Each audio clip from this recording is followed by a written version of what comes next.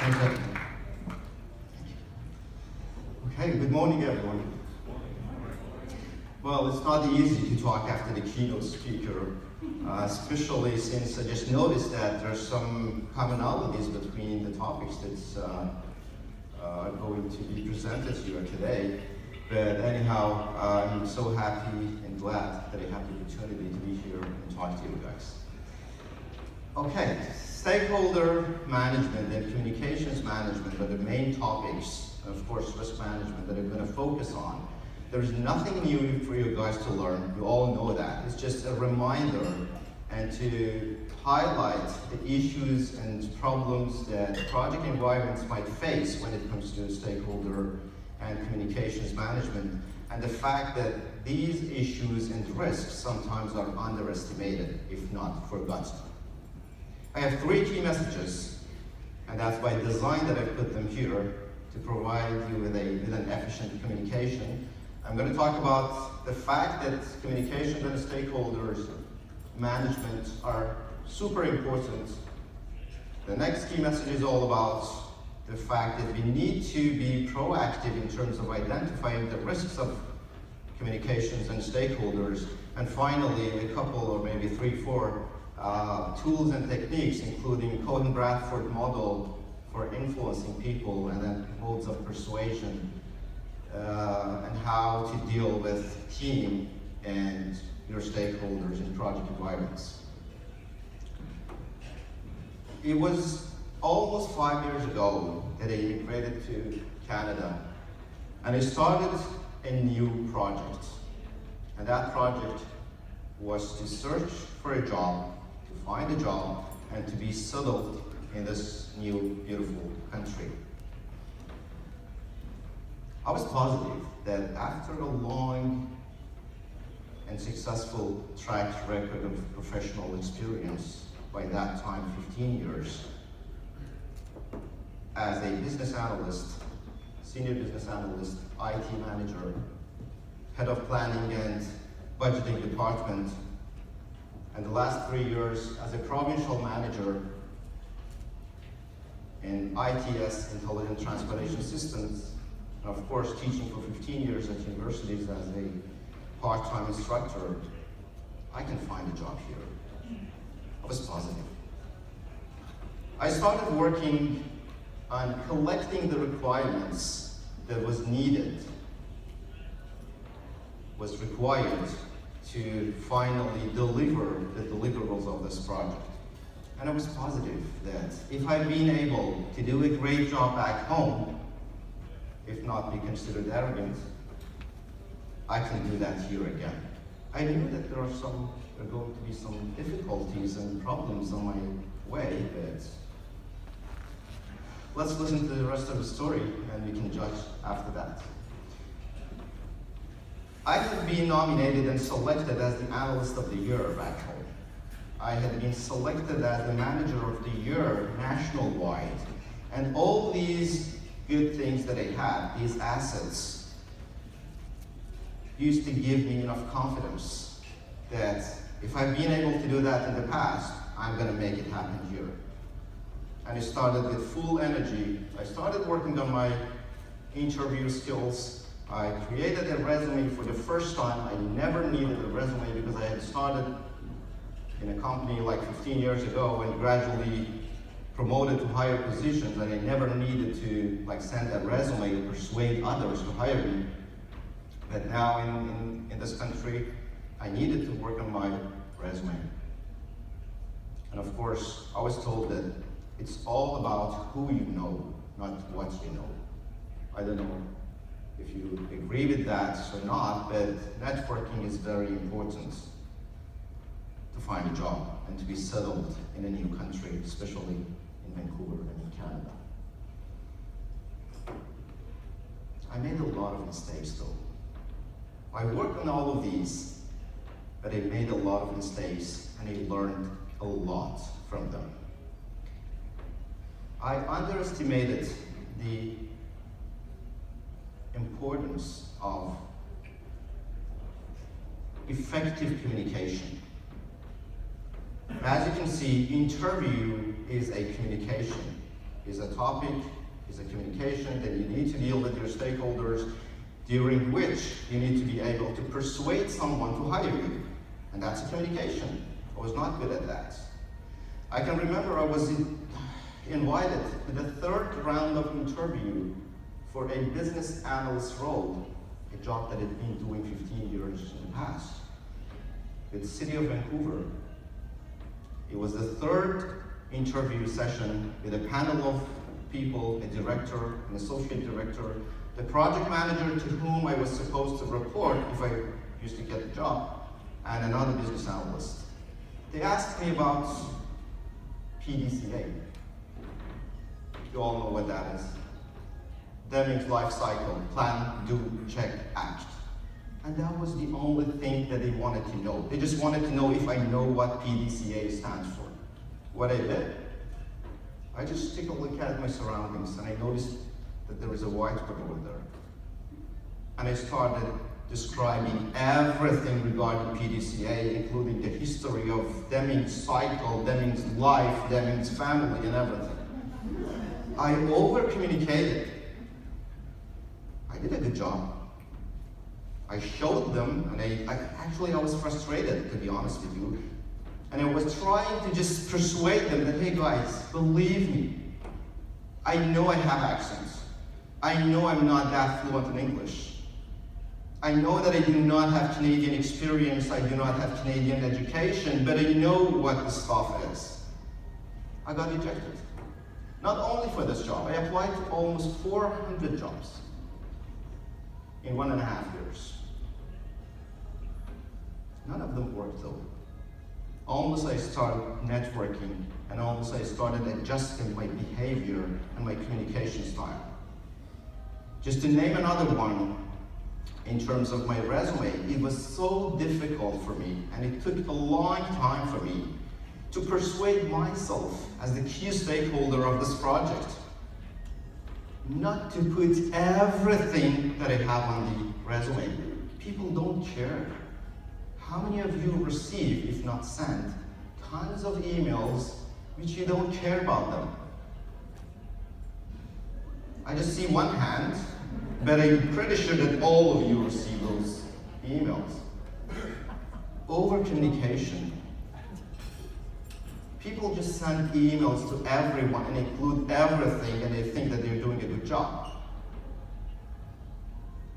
I was doing that in my resumes. I was adding everything, my master's degree, my bachelor's degree, my awards, whatever, my teaching experience when I was applying to a project coordinator role for $20 an hour at that time. Obviously, people used to reject me. And you know, people are nice. You are overqualified, right? That's an excuse, actually. I believe in that now. But anyhow, other than these requirements, I learned that yes, I need some sort of Canadian education. I enrolled at BCIT as a student. And I'm not talking about ages ago, guys. It was in 2014, 15. I took 2 courses at BCIT, one being IT project management, when it was a PMP. And I actually and honestly did not need the knowledge, rather I needed the credibility of BCIT to be added to my resume, so people now say, okay, there is some education in Canada. And I started volunteering with Canadian West Coast chapter of PMI, which I really am appreciative of, and I've got everything through PMI. It was November 1st, 2014, that I started with Canadian West Coast chapter of PMI as a course coordinator for the first time. And I will never forget that day. My job was to open the laptop, to distribute the forms, to ensure that everyone has signed the sheets, and don't forget that I used to be a university professor back home. But I accepted to do that because I wanted to be exposed to the community and I wanted to work on my networking. So, requirements gathering, which is a part of scope management, if you want to relate my story to project management, which actually was a project and is a project, was kind of working now. I had collected the crucial and important and main requirements for my project. But again, I still had some sort of issues and problems, cultural differences, perceptions, language barrier. When I got my first job as a project coordinator with $20 an hour, by the way, and again, that was less than 3 years ago. Less than 3 years ago. I was working for a company who was a contractor for TELUS. My PMO manager, and we were working on fiber optic drops. My PMO manager, to whom I used to directly report, asked me to provide her with a list of outstanding drops, outstanding fiber drops. And since it was my first job, and I believe that this is not the level that I should stay in, rather I need to show myself and persuade them and do a good job and go out of the box, right? To show them that, hey, I have more capabilities. So I tried to put 2 hours on something that I only needed like 10 minutes. Because I didn't want to just provide her with some like tables. I created a very beautiful report. I added more details. I created benchmarks and graphs and everything. And of course, I separated those 2 parts. I provided her with the main thing that she wanted, but again, in a very beautiful table, and I added some more information just in case she needed more. And you can tell that I was expecting to be acknowledged, at least to be told, good job. When I provided her with the report, she took a look at the report, looked at me, looked at the report, looked at me and said, are you kidding me? And I was like, what? Do you need more information? Am I missing something? I'm pretty sure that it's enough, but if you want, I can provide you with more information. She was like, Mayran, by the way, it was not enough. What did I ask you to provide me with? I said, you asked me to provide you with a list of outstanding drops. And she said, is this a list of outstanding drops? Yes, it is. I'm pretty sure. I've done QC. I've tested the list 10 times. I can show you. I'm 100% sure. And she thought for 20 seconds and said, what is outstanding? I said, outstanding means something amazing, fabulous. And that was the moment, and that's a true story, guys. That was the moment that I figured out that outstanding has 2 meanings in English, which are 100% opposite to each other. Have you thought about it? That was the only meaning for outstanding that I knew. Outstanding means fabulous, perfect, very well, and I had selected the best and most perfect and approved, done jobs, while she wanted the flawful or not completed or leftover jobs. Communication issues, communication challenges, language barrier. And if I want to talk about the mistakes that I've done and the issues that I've had in this journey, I need to extend this speech for 3-4 hours and only stay on this slide to talk about those things. But again, I noticed that I need to improve, and I noticed that I need to work on these things. And finally, I could get the job. But I noticed that not only the main goal is important, but also communications and stakeholders are the key that I needed to work on. The first thing that I needed to know was which companies should I work with? Stakeholders. The first thing that I needed to identify was the stakeholders. And then I needed to be able to effectively communicate with them and to be able to influence them and to be able to persuade them to hire me because I can add value to them. I finished the project. I finally finished the project. But I learned that instead of just focusing on the ground rule which says treat others the way you want to be treated, which is good. We all would like to be treated nicely and we do the same to other people. But the platinum rule is all about treating others the way they want to be treated. The fact that I like something does not mean that others do the same. The fact that I'm proud of my background and like awards and my experience does not mean that the hiring manager is interested in seeing those items, nonsense, non-useful information on my resume. And that was my mistake. So following the platinum rule, paying more attention to stakeholders, and working on the communications, I finally finished my project. I delivered the deliverable, but guess what? I went way over time and way over budget. You want to call it a success or failure? I don't know. It's all about the KPIs and metrics that you have for evaluating the project manager's performance. Is it only based on the outputs, as Dr. Blake said? Is it based on time, cost, and scope? Now that I'm proudly up here and talking to you, I am no longer a student at BCIT. I teach 4 project management courses. And as a PMI board member and VP Education, I run and teach PMP prep courses as well. And of course, my main job is working as a senior PM with TELUS. And I'm so happy that I work with a great and wonderful team of coaching and learning solutions. I needed to say that. I think my manager's in this room, so I needed to kind of. Are you here, guys? I don't see them. They were supposed to be here, so I needed to talk more about my main employer. I don't want to take the risk of being fired. So stakeholder management, you all are aware of the importance of power and impact and influence matrix when it comes to stakeholder management.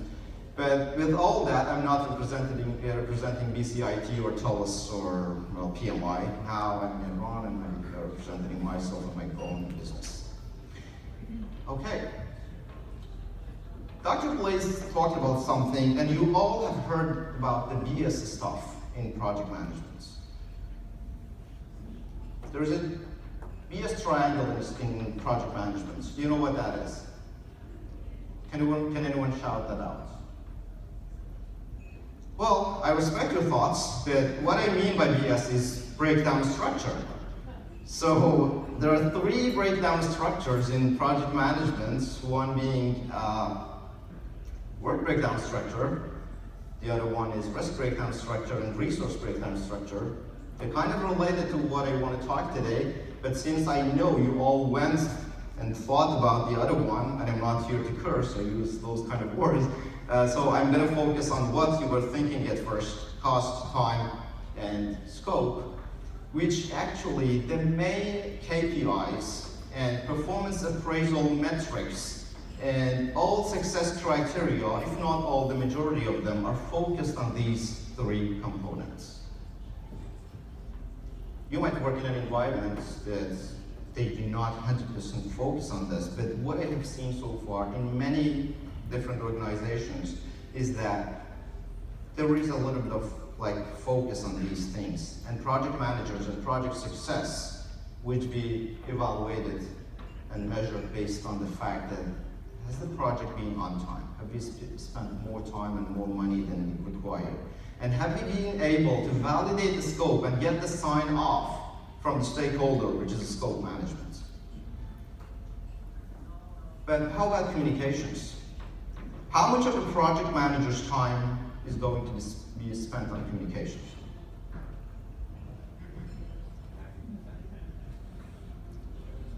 Any other thoughts? I hear 90%. 80%, 90%. To be safe, I go with 80%. So that means 80% of your time as project managers and project team would be spent on something that is required to be able to deliver those triple constraints and to be able to deliver the project deliverables effectively. Doesn't it tell us that we need to focus on our communication more than everything else? If you have the best defined scope management plan, if you have enough or even more than enough budgets, even if you have unlimited time, but you're not able to communicate effectively, even you have the best team ever, your project is going to be a failure, at least in the sense that you're not going to enjoy what you're doing. We do not work just to add values to something or just to deliver something. We want to work to have fun as well, right? We want to love what we're doing. If you're dealing with poisonous stakeholders, if you are dealing with people with different culture and personality types and generations, which I'm going to talk about in a bit, and you're not able to deal with them following the platinum rule, how can you be friends with them? How can you have a lovely, friendly, and influencing environment and collaborative environment? So that is the problem in communications that we need to focus on more. And that's not all about predictive or waterfall or traditional, whatever you want to call it, project environments. Even in Agile, just take a look at the Agile Manifesto. Two of those principles are directly and clearly talking about individuals and interactions and, of course, customer collaboration. 50% of the Agile Manifesto directly. I don't want to talk about embracing changes, which, again, is something regarding communications and influencing people and stakeholders. But 50% of Agile Manifesto is directly talking about communications and stakeholders and collaboration. So again, my key message number one, the importance of stakeholder and communications is crucial. You know that in project management we have 10 knowledge areas. Some people, those who have not worked in the project management world, might think that project manager is a job like other stuff. You do a job, you have control over it, but to be honest, in many cases, projects are like this. You need to be able to control that. You need to be a magician or very knowledgeable to control. How can you control this? How can you control everything and create a balance to be able to finally integrate everything and to deliver your project deliverables? If I leave this slide, it's going to vibrate forever. And the only way that I can stop it is to pay attention to stakeholder management. Can you see? It stopped. Stakeholder management is the basis of all project management knowledge areas. If you take a look at the 49 processes, and I'm not talking PMI or PMP or whatever, but that's one of the best practices or like sources that we have. So we need to pay a little bit of attention. You know that you have 5 process groups. And by the way, they're not phases, right? They're just process groups because monitoring and controlling is not a phase. So anyhow, initiating, which is the first phase or process group in project management, has only 2 processes. Develop project charter and identify stakeholders. Whose job is to develop project charter? Who should create project charter? Any thoughts? Project sponsor. Project sponsor. That means the only process that remains under initiating and even before planning is identify stakeholders. That means that the project manager should focus on identify stakeholders even before planning, and that is the first thing that the project manager should do. So here is the thing. Identify stakeholders is the first process that a project manager should work on. And it's not only about identifying the stakeholders, meaning writing their names down in a table. There are a lot to be captured and a lot to be identified, including issues, concerns, motivations, their attitude, their impact on your project's impact on them, and a lot more, which I'm going to talk about. So it's game time. If you're ready, I want to engage you, and I want to ask you to bring out your cell phones or laptops or whatever device you can connect to the internet. And I want you to go to a website called menti.com. That is ti.com. There are a couple of rules for this game. First of all, there is an initial 10 seconds to start. Then when you see questions, there are 4 questions. When you see the questions, you have 20 seconds to answer.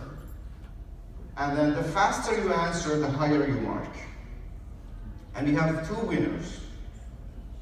Number 1 winner will receive a Starbucks gift card from me. And the runner-up, we don't have a prize for that. A selfie with the speaker, how about that? I'm just kidding, we only have 1 winner. I'm not a big fan of winning and losing, but that's how this website is created. So let's go there. Adam, can you please go to that website? Question number 1, by the way, does not have any wrong or right answers. It's just like a survey. And by the way, you're not collecting any information. Like you don't need to enter your email address or something. Nothing. Just a kind of a game. So question number 1 does not have any answer, but the rest of the questions have some sort of like the right answer, the wrong answer. But even if you know menti.com, yes, I'm going to provide you with that code. Just go there and wait for the code to show up. That is the code, 50142. Please ensure that you need to be fast. Even if you all answer the questions correctly, just 1 winner would win, and that is the person who have answered the questions correctly. Okay, 54 people have participated. Oh, did you enter your name? Oh my God. You should have entered your name because I need to know who has won. Okay, let's see what happens. Okay, 65, 68 people.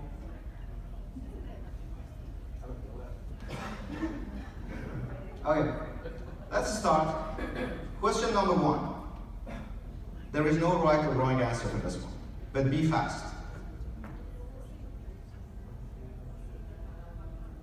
What development approach do you follow in your organization? Is it agile? Is it predictive? Is it hybrid? Or is it other? You can see the choices, right? Can you see the choices on your phones? There we go.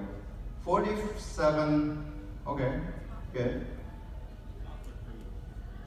Can we go next, please?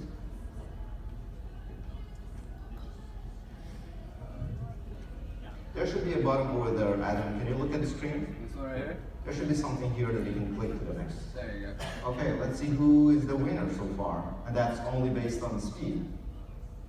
Oh, you're doing a good job. So question number 2. What is the first thing a PM should do after being assigned to a project or being assigned a project? Develop project charter, identify stakeholders, scope planning, plan communications. I just want to see how much you've retained the information. I'm a teacher, you know that, right? Okay?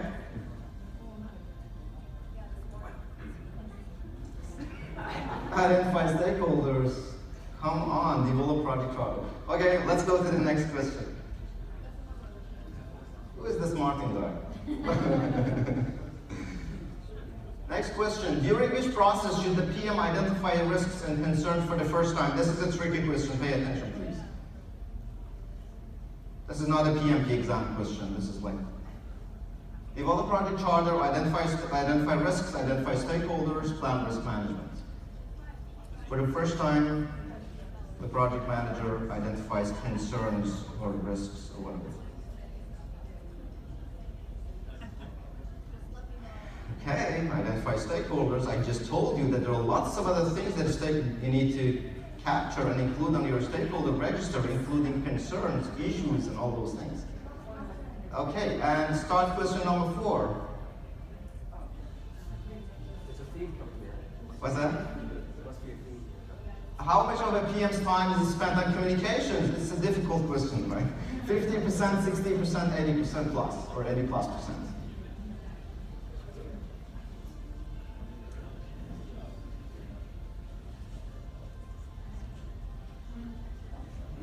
Good job.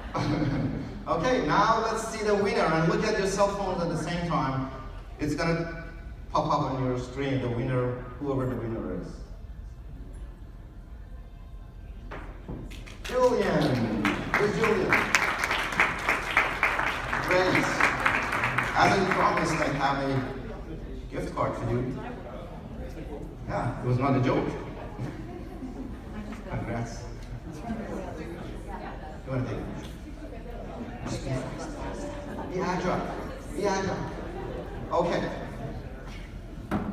So let's get back to our discussions, and after Adam brings up the slides to the screen, I'm going to talk more about identify stakeholders and the fact that stakeholder management, and when it comes to that, one process under initiating. So as a result of stakeholder management, as a result of identify stakeholders, did you know that you can get back and update your risk register? You might question and ask do we have a risk register when we're initiating? Of course not. It's all about updates, and identify stakeholders is not a process that only happens one time and at the beginning of the project. We can always go back and identify more stakeholders, but when you identify new stakeholders, you got to go back and update your risk register. But even forget about it. On your stakeholder register,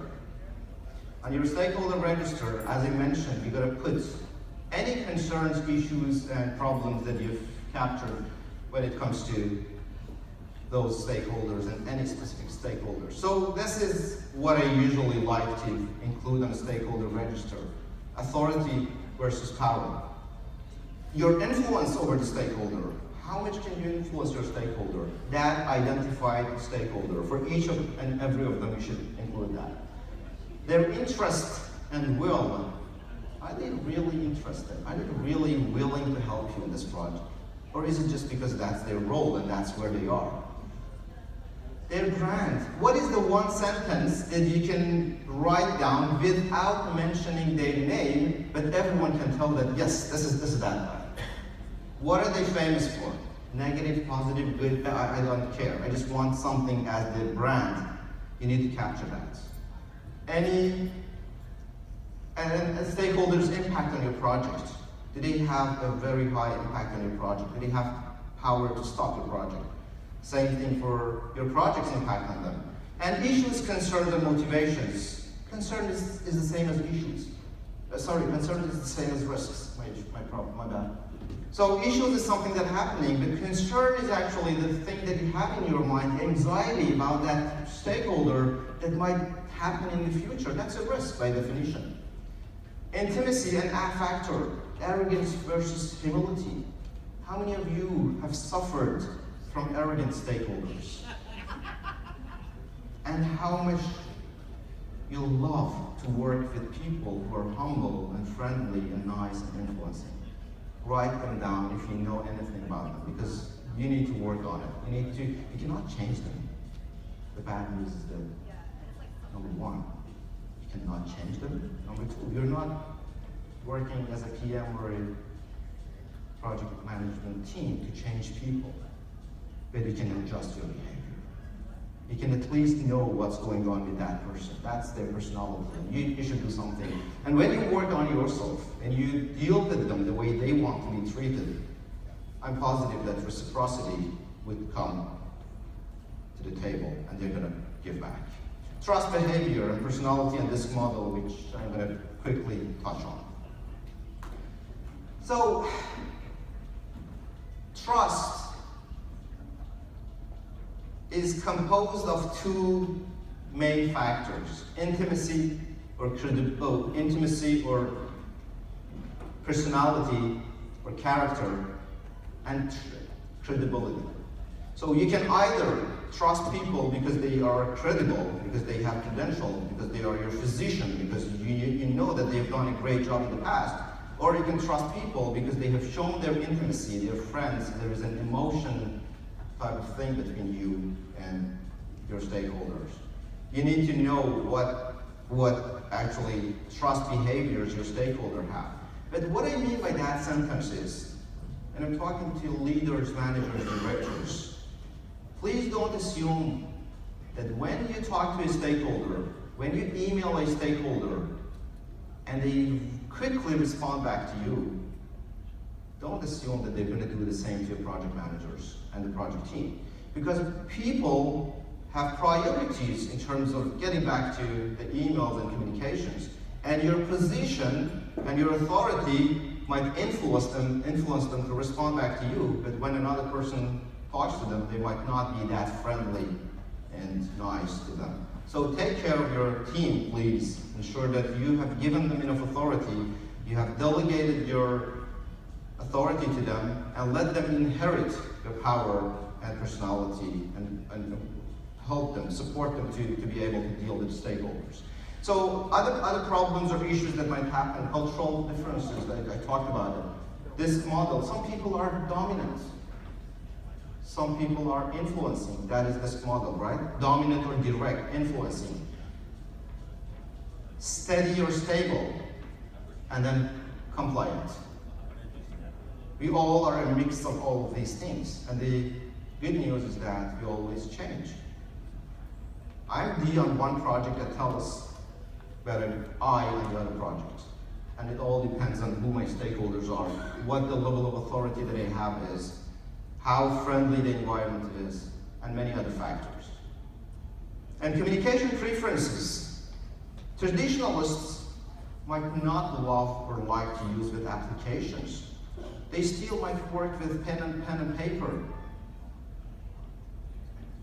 I have seen many traditionalists that still print the emails and read that, and then again try to ask someone to transfer that to an electronic version.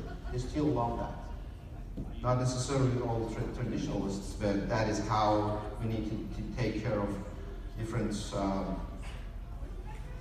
preferences, what channel of communication they like, what level of information they want to receive. We all have heard that. When you want to provide a managerial report to your VP, to your director, focus more on the high-level results, add charts to that. These are all communication preferences. And that's why I told you at the beginning of my speech that I'm not going to provide you with anything new. These are all the things that we know, but all collected in one place and highlighted, so now we can focus on that a little bit better.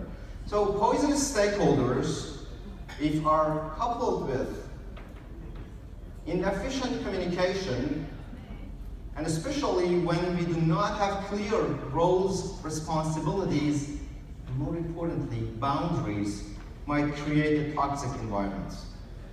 And as a result of toxic environment, you're going to lose your talents. Leaders, managers, you're going to see dissatisfaction in your team. People do not want to live in a toxic environment. They're going to leave the company.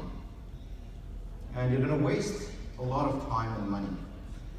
To prove that, let's watch a video together.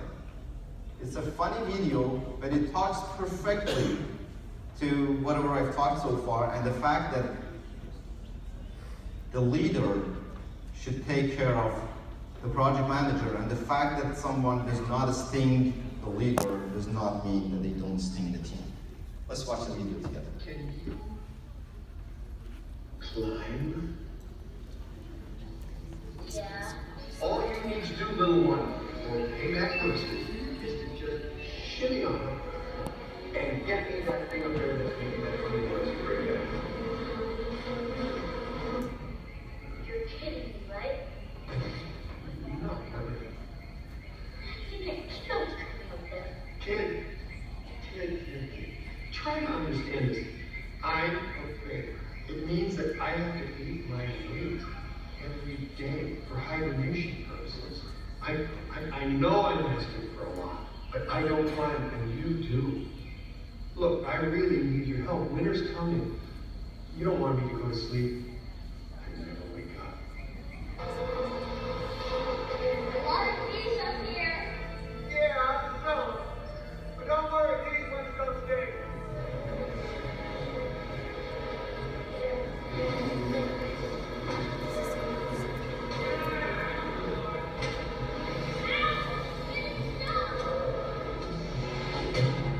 I would have done this myself, but I'm afraid of heights. You can do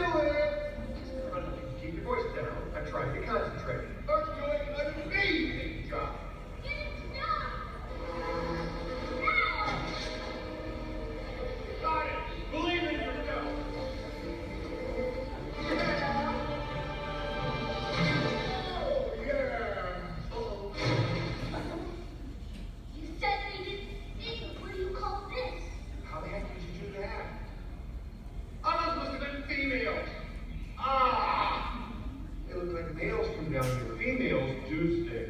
Just put some honey on them. Honey, really? Yeah, you put it on, you lick it off, you feel much better. You put it on, you lick it off, you feel much better. Easy. But that's not the reality. The fact that Are you taking the tissue test? the fact that bees do not sting the beer does not mean that they do not sting the poor boy here in this video, right? So stakeholders have priorities for themselves as well.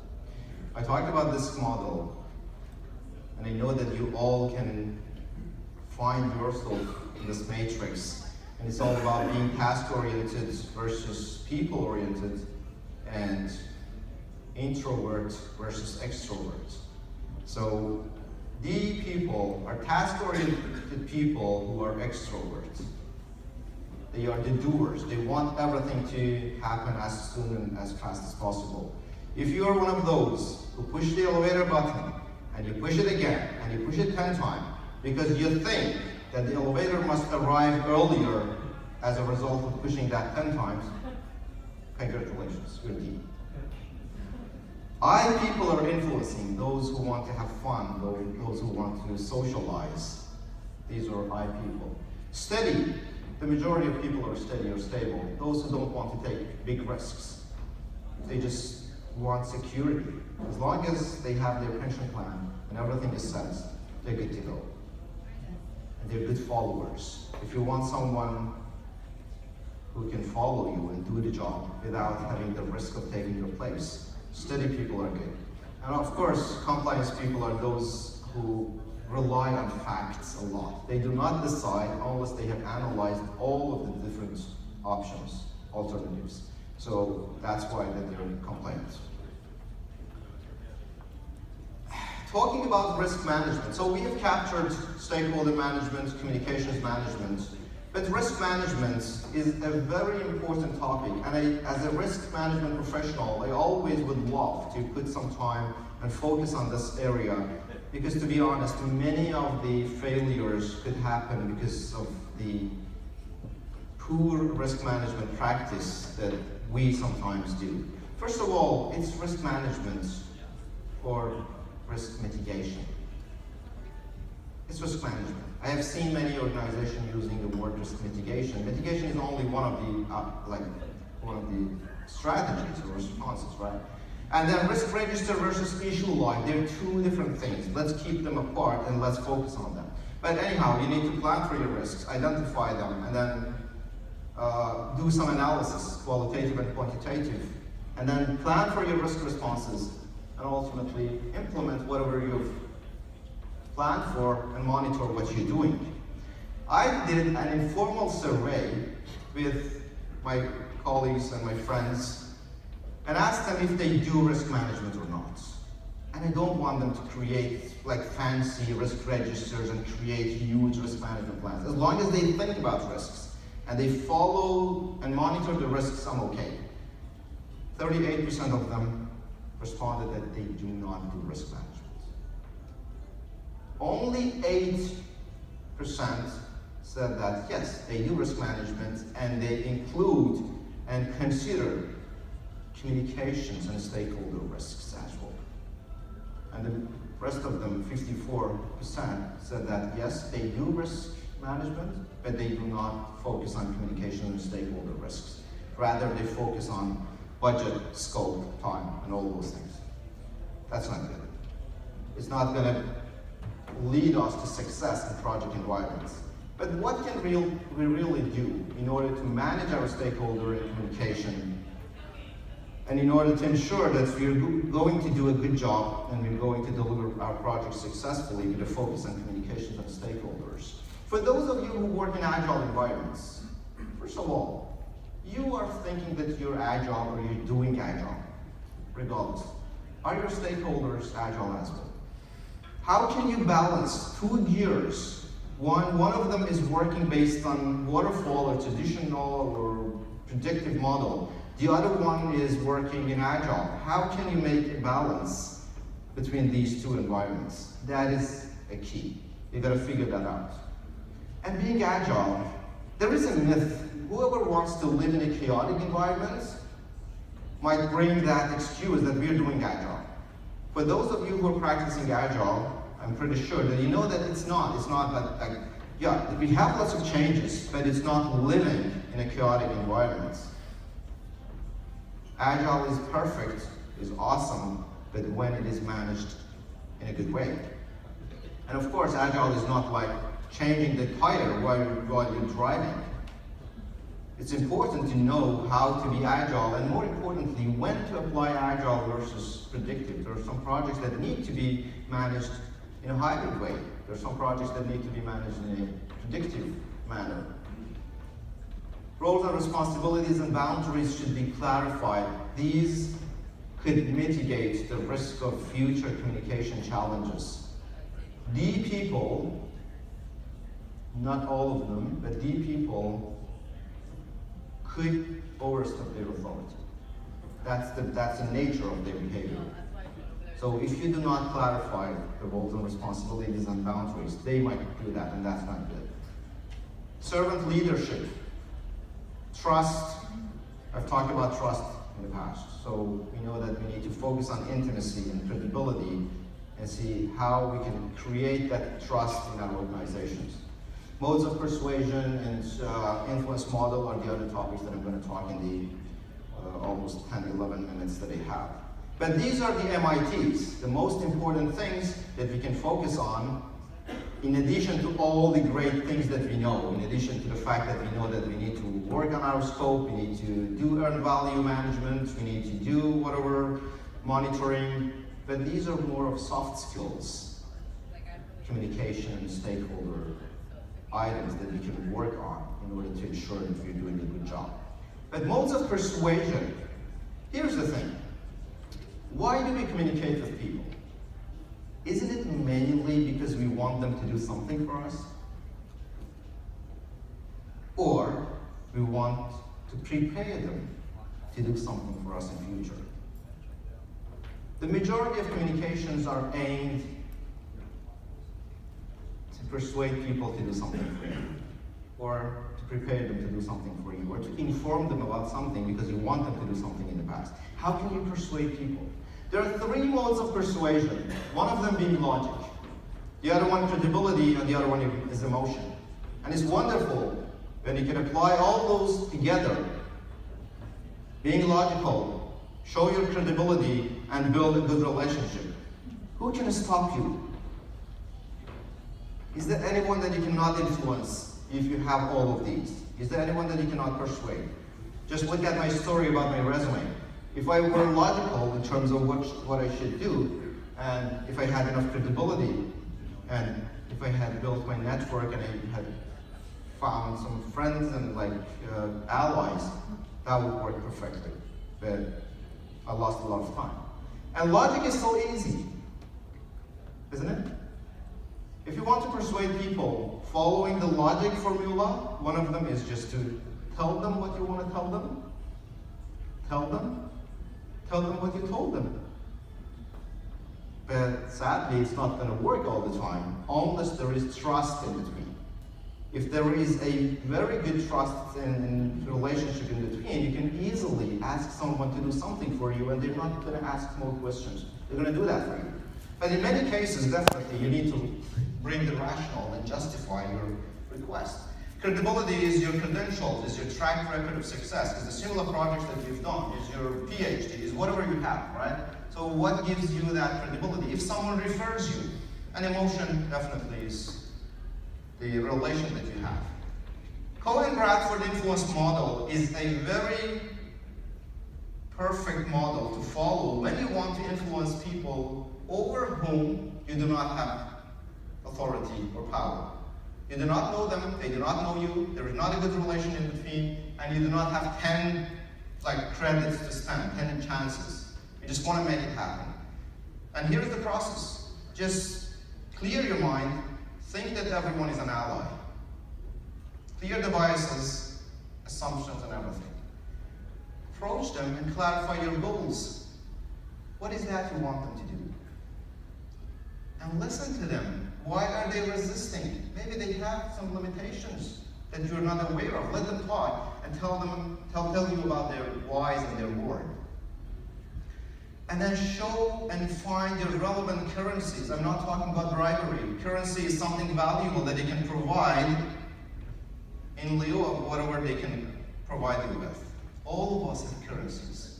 They could be inspirational, they could be task related, they could be relationship related, they could be personal. Find them and work on those relevant currencies. And then work on your relationship finally to be able to persuade them through give and take, reciprocity.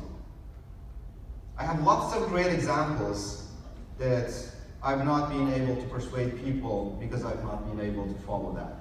And finally, conflict management, not only as a knowledge area or not only as a concept, but practically.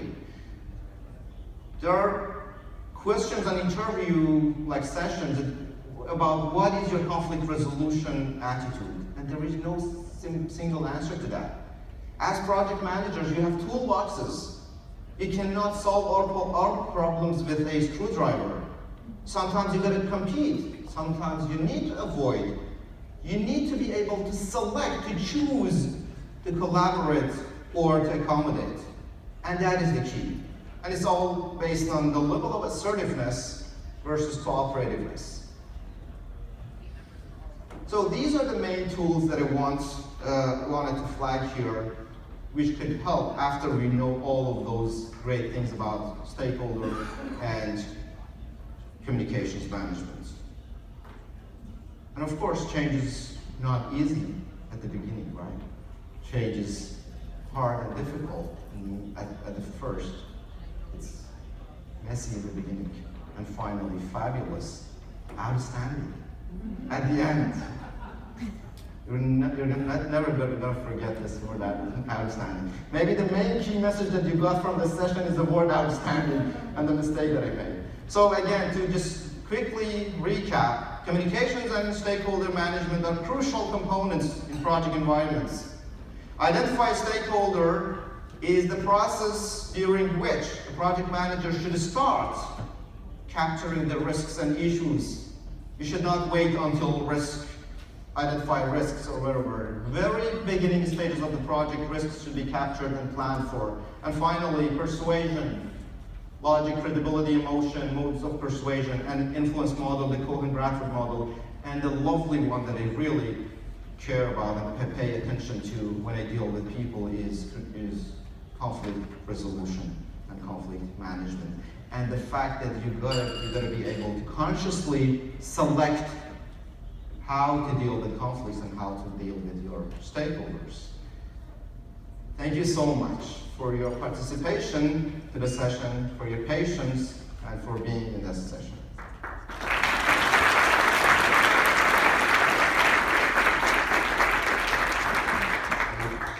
You might have some questions. Okay. I think we're at time, but if there are any questions or anything, I can answer, but I just want to clarify what you were talking about applying risk stakeholders when you do that stakeholders. When you're saying you have to identify the risks at the beginning of the project, like even before you go to the risk analysis, you have to identify the risk. yeah. You're talking about the risk associated with stakeholders. Yes, yeah, definitely. Yeah. Because when you want to go to planning, you need to know who to invite. Then you need to have identified your stakeholders. But what kind of people are they? Those items that I mentioned need to be included on stakeholder register should be captured. So when you go to the meeting, when you invite them, you need to be prepared on how to deal with them based on modes of persuasion, influence model, conflict resolution, and everything. Okay, thank you. Thank you so much.